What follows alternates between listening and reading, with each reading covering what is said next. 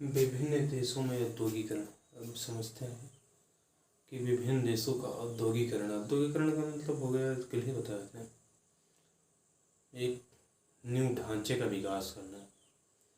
ये ढांचे का विकास करना मतलब समझ लो कि मतलब कि सेना बनाना और उद्योग धंधे लगाना, यही होगा।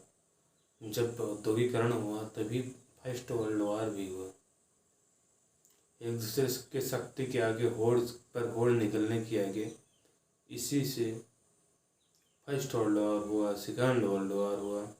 अब औद्योगिकरण विभिन्न देशों में औद्योगिकरण अब विभिन्न देशों में औद्योगिकरण जर्मनी के बारे में देखते हैं, क्योंकि जर्मनी एक महत्वपूर्ण देश हो जाता है 20वीं शताब्दी का, क्योंकि कहीं ना कहीं जर्मनी 20वीं शताब्दी में केंद्र में रहा। विभिन्न देशों में औद्योगिकरण के बाद जर्मनी में देखते हैं। जर्मनी में औद्योगिकरण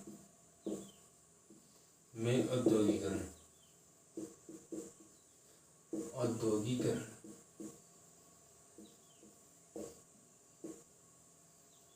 देखो, जर्मनी में जब तक वो राइन संघ का हिस्सा था तब तक नहीं बन सकता था। नेपोलियन बोनापार्ट 1815 में उसका अंत हुआ। उसके बाद राइन संघ ऑस्ट्रेलिया के कब्जे में चला गया।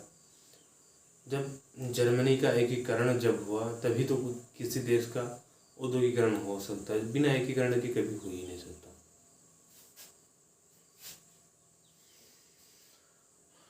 जब जर्मनी का एकीकरण हुआ,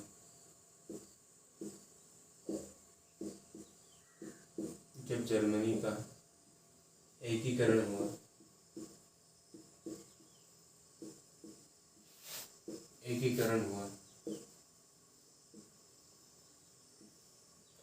तब वहाँ आर्थिक गतिविधियाँ तेज होने लगी।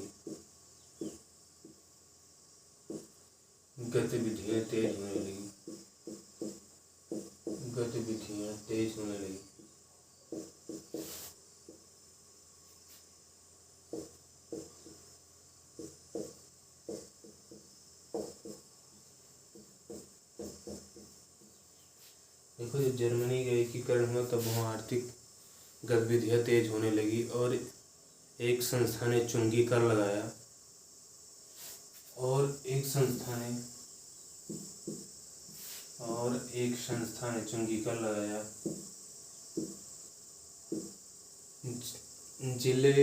जेले वेरिन के संस्था थी वो। एक संस्था ने चुंगी कर लगाया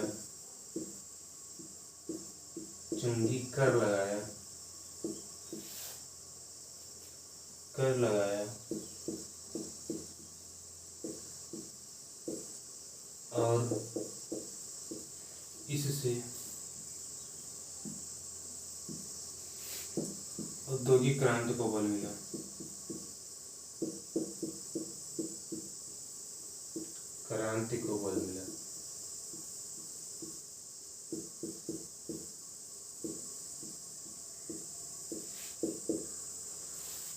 जब एक संस्था जेले वेरिन की संस्था हो जाती है, जब उसने आर्थिक चुंगी कर लगाया, जैसे चुंगी कर का होगा मतलब होता है कि आम जनता से रुपए वसूलने के लिए उसने कर लगाया और इस कर से मतलब जर्मनी का औद्योगिकरण हुआ। अब क्योंकि जर्मनी के पास रूर का प्रदेश हो जाता है जिसमें कोयले की भरमार थी, इससे भी औद्योगिक क्रांति का बल मिला और जर्मनी ने कोयले और लोहे का अपना पूर्ण दोहन किया और ऑस्ट्रेलिया हैम्बर्ग जैसे स्थानों पर उसने रेलवे लाइन बिछाई। जर्मनी ने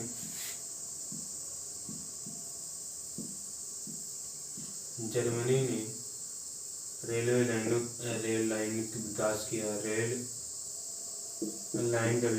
क्योंकि औद्योगिक क्रांति का सबसे महत्वपूर्ण यही हो जाता रेल लाइन।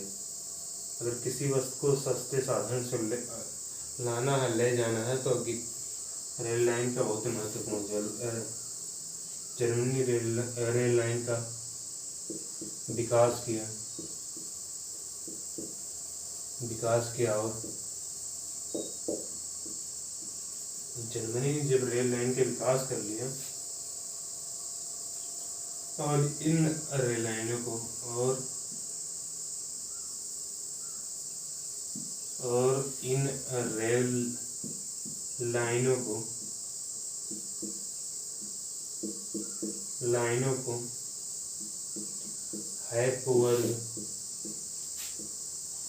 हैपबर्ग वियना, ऑस्ट्रिया की राजधानी होती है, वियना आदि से जोड़ा,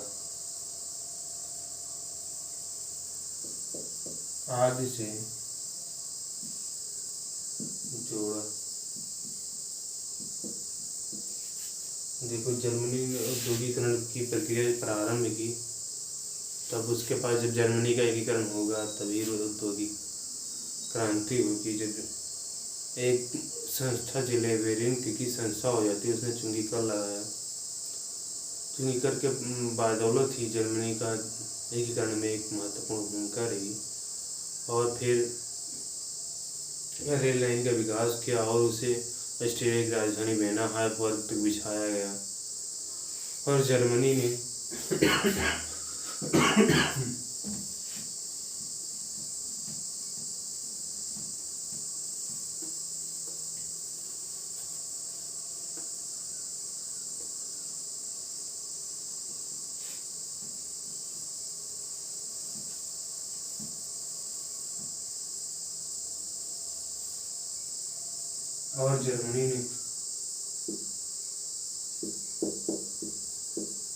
जर्मनी ने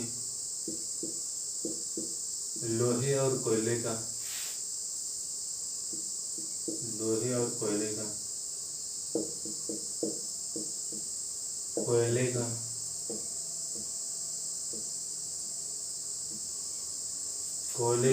पूर्ण दोहन किया।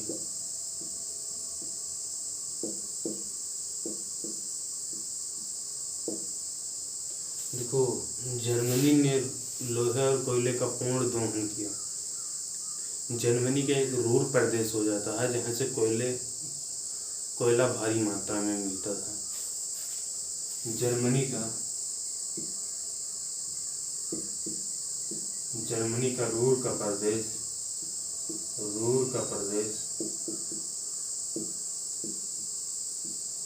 कोयला के लिए प्रसिद्ध था।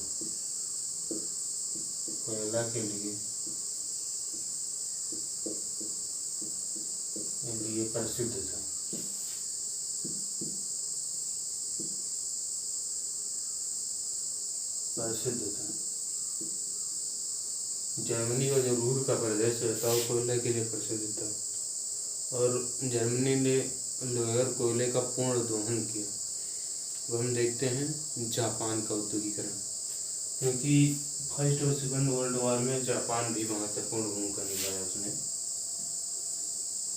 चाहे वो अमेरिका द्वारा परमाणु बम गिराया जाना हो, तभी वो यूरोपीय देशों के समकक्ष बैठता था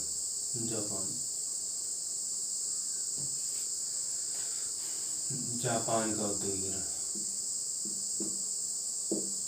जापान का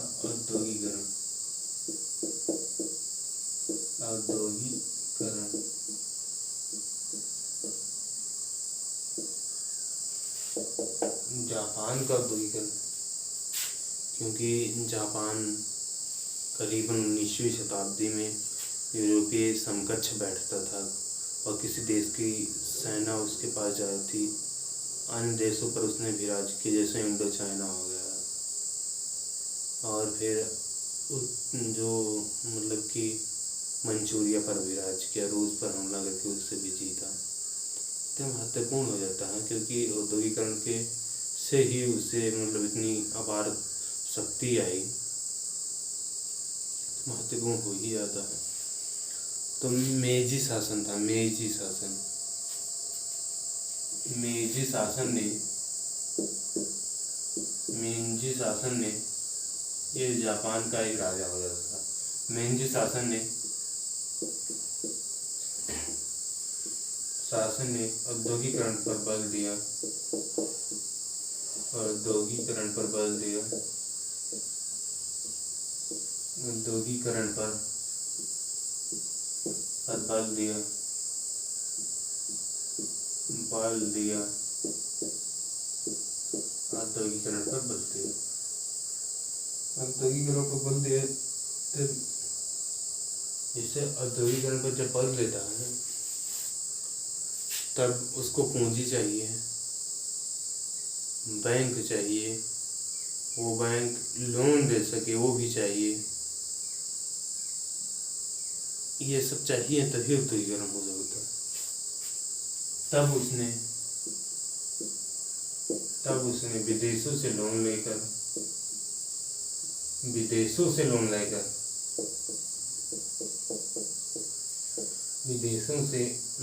लेकर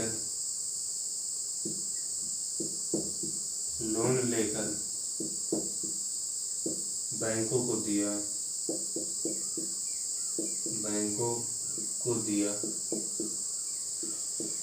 दिया,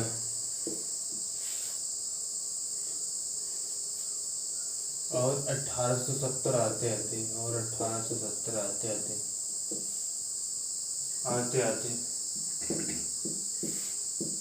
आते जापान में 150 बैंक हो गए थे। जापान में 150 बैंक हो गए थे।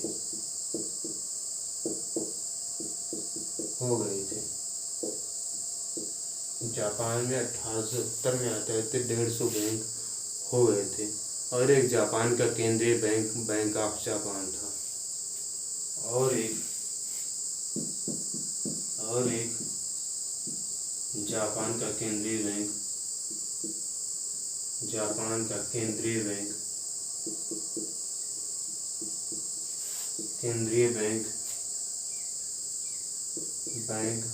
Bank of Japan,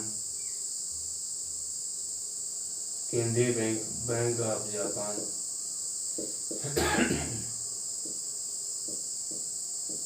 bank of Japan था।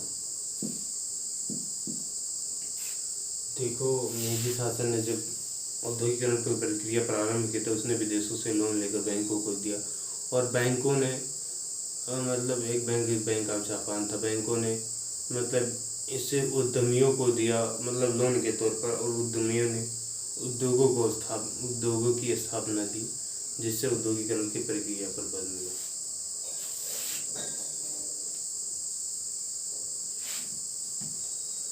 जापान का केंद्रीय बैंक ऑफ जापान था। 1870 आते 150 बैंकों का निर्माण हो गया। मेजी शासन ने महत्वपूर्ण भूमिका निभाई। मेजी शासन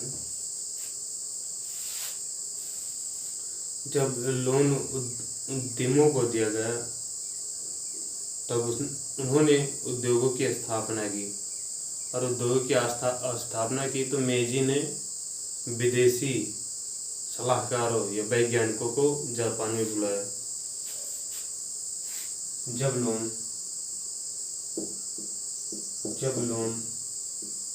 उद्यमों को दिया गया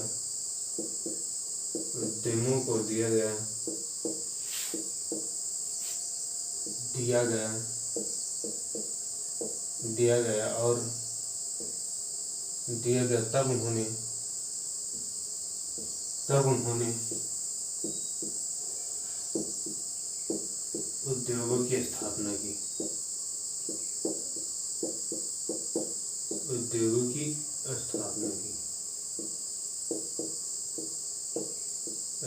की।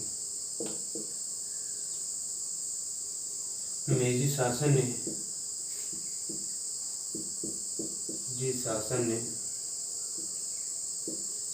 विदेशी सलाहकारों को बुलाया।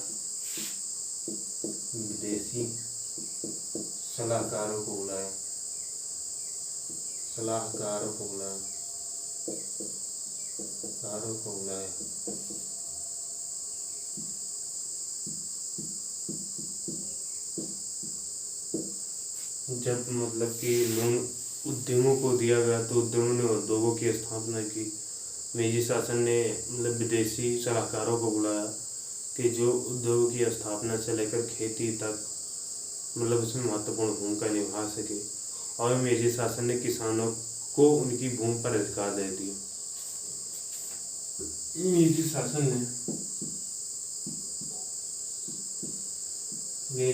ने किसानों को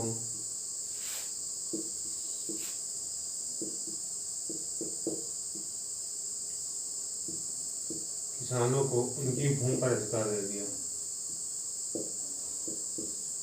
भूमि पर अधिकार दे दिया। भूमि पर अधिकार दे दिया। अधिकार दे दिया। जब भूमि पर अधिकार दे दिया तब वह अपने खेत को खरीद सकते थे, बेच सकते थे। तब वह अपने खेत को खरीद या बेच सकते थे। खेत को खरीद या बेच सकते थे, या बेच सकते थे। और किसानों को 25 से 30% माल गुजारी देना पड़ता है। जब किसानों को मेजी शासन ने भूमि पर अधिकार तो कर दे दिया तो किसान खरीद सकते थे, भूमि को बेच भी सकते थे, और किसानों को 25 से 30% माल गुजारी देना पड़ता था। माल गुजारी का मतलब कर देना पड़ता था। वैसे मेजी शासन ने अच्छा काम किया था, लेकिन फिर भी किसान कंगाल ही होते चले गए।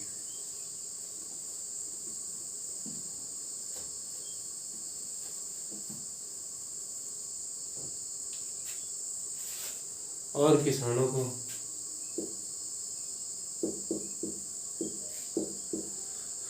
किसानों को 25 से 30% माल गुजारी देना पड़ रहा था।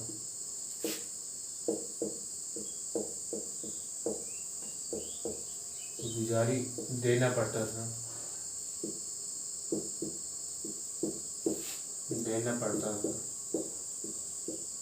जिससे आधे किसान कर्ज में डूब गए। आधे किसान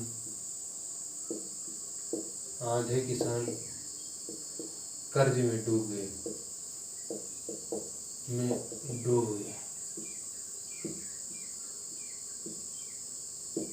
गए। और जब आधे किसान कर्ज में डूब गए तो वो अपनी खेतों को बेचने लगे, जिससे वे मजदूर बनने लगे। खेतों को बेचने के बाद उनके पास रुपए नहीं रह गए और वो मजदूर बनने लगे। मजदूर बनने के बाद जब वो शहरों में गए तो मजदूर बन गए, जिससे औद्योगिकरण पर बल मिला और अपने खेतों को बेचने लगे। जब मेजी शासन ने दे दिया तो मतलब कि उनके खेत को स्वामित्व उन्हें दे दिया, तो हम अपने खेत को बेच सकते थे, खरीद सकते थे। खेतों को बेचने लगे।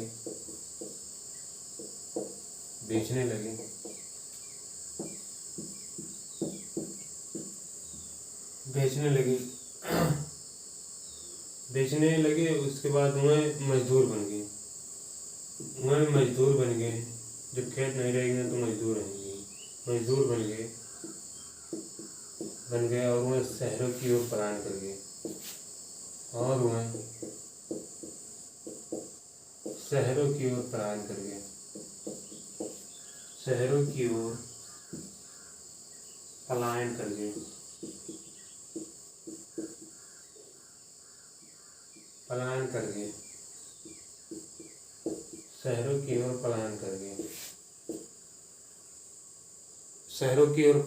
गए। और जिससे औद्योगिकरण पर बल मिला।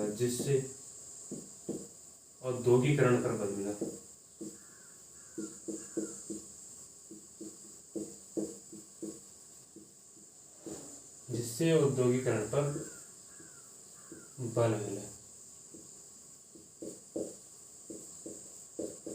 तो मेजी शासन ने जब मतलब कि इन्हें खेतों पर या भूमि पर अधिकार दे दिया, तब इन्हें 25 से 30% माल गुजारी देनी पड़ती थी, जिससे कंगाल तक हो गए। तो कंगाल हो गए तो अपने खेतों को बेचने लगे। बेचने के बाद जब ये मजदूर बन गए तो ये शहरों में जाने लगे। शहरों में जाने लगे तब ये औद्योगिकरण की या पर बल मिला। अब देखते हैं हम रूस का औद्योगिकरण। रूस के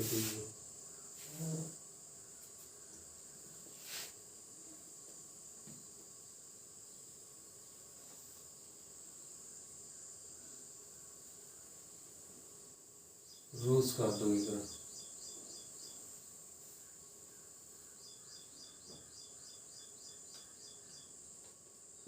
रूस का औद्योगिकरण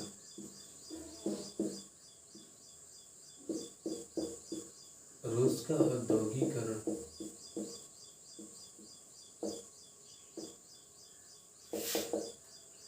रूस एक महत्वपूर्ण देश हो जाता है, और क्योंकि क्षेत्रफल में भी बड़ा है। जापान जैसे छोटे देश, जर्मनी भी छोटा ही था, और मतलब रूस का औद्योगिकरण महत्वपूर्ण होता है, क्योंकि अन्य यूरोपीय देशों की तुलना में पीछे से रूस का औद्योगिकरण हुआ, मतलब काफ़ी पीछा हो गया था। और रूस में कोयले और लोहे की भरमार थी,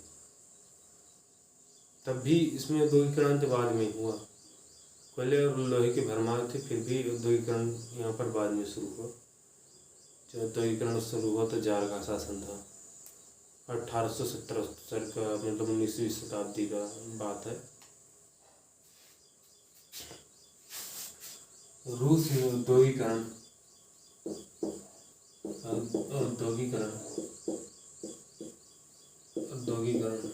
अन्य यूरोपीय देशों की तुलना बाद में हुई। औद्योगिकरण अन्य यूरोपीय देशों की तुलना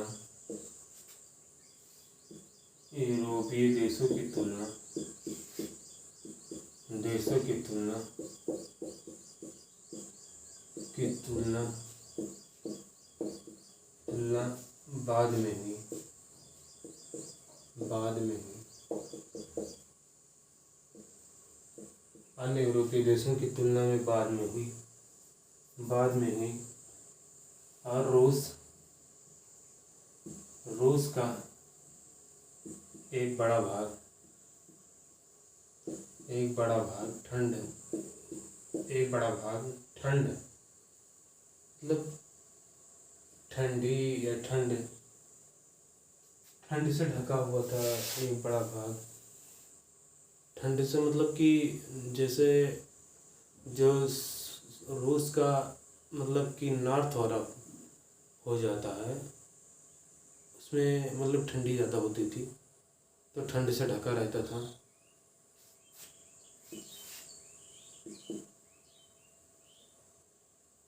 रूस का एक बड़ा भाग ठंड से ढका हुआ था।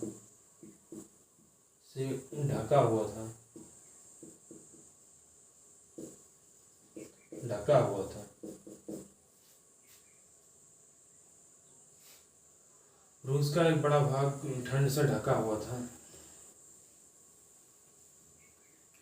जब ठंड से ढका हुआ था तो मतलब आधे भाग में औद्योगिकरण हो सकता था, आधे भाग में नहीं, क्योंकि ठंडियों में वैसे कोई ज़्यादा व्यवस्थाएं तो नहीं थी।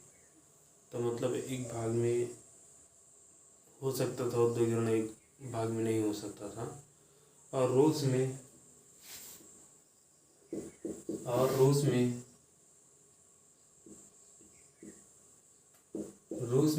कोयला और लोहे की भरमार थी। लोहे की भरमार थी।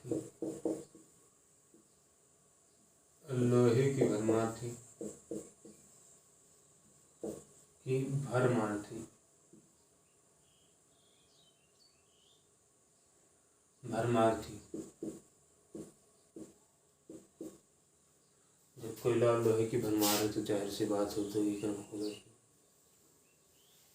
20वीं शताब्दी आते जब मतलब कि लोहे और कोयले की भरमार थी, तो मतलब 20वीं शताब्दी आते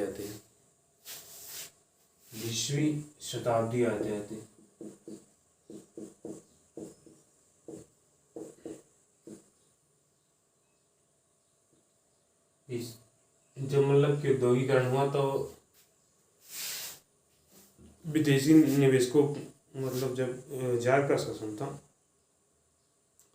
तो विदेशी निवेशकों को आकर्षित किया और विदेशी निवेशकों को कहा कि वो रूस में निवेश करें और अन्य यूरोपीय देशों से अपने संबंध अच्छे किए। मतलब जो अन्य यूरोपीय देशों से संबंध अच्छे नहीं करेंगे तो विदेशी निवेशक कैसे आ सकते हैं। तो मतलब जार का शासन था तब उन्होंने विदेशी निवेशकों को आकर्षित किया और उनसे कहा कि मैं रूस में मतलब पूंजी का निवेश करें। इससे भी मतलब कि रूस का अन्य देशों से मतलब संबंध अच्छे हुए। 20वीं शताब्दी आते आते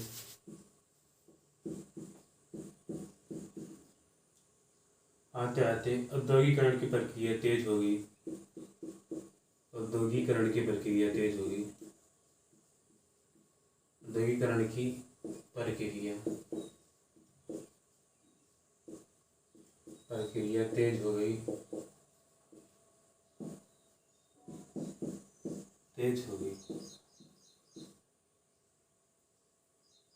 और पंचवर्षीय योजनाएं चालू की गई। पंचवर्षीय योजनाएं चालू की गई। पंचवर्षीय योजनाएं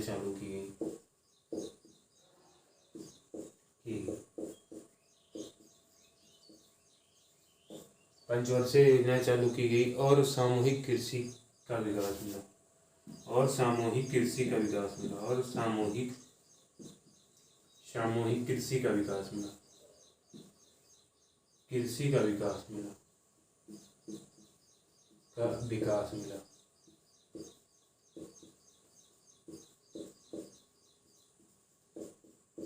देखो जब मतलब रूस में क्रांति जार का शासन था तो जार ने मतलब कि औद्योगिकरण प्रक्रिया पर बल दिया क्योंकि अन्य देश आगे निकल रहे थे। तो इससे रूस लेकिन वैसे क्रांति रूस में काफ़ी देर बाद आई तो मतलब इससे भी बल मिला और जार ने लागू भी किया और विदेशी निवेशकों को आकर्षित किया और उन्होंने पूंजी निवेश के लिए रूस में कहा। 20वीं शताब्दी आते आते पंचवर्षीय योजनाएं लागू हो गई और सहकारी खेती मतलब सामूहिक खेती की व्यवस्था मिली। अगले चरण में हम देखेंगे कि इटली और जर्मनी का एकीकरण के बारे में। धन्यवाद।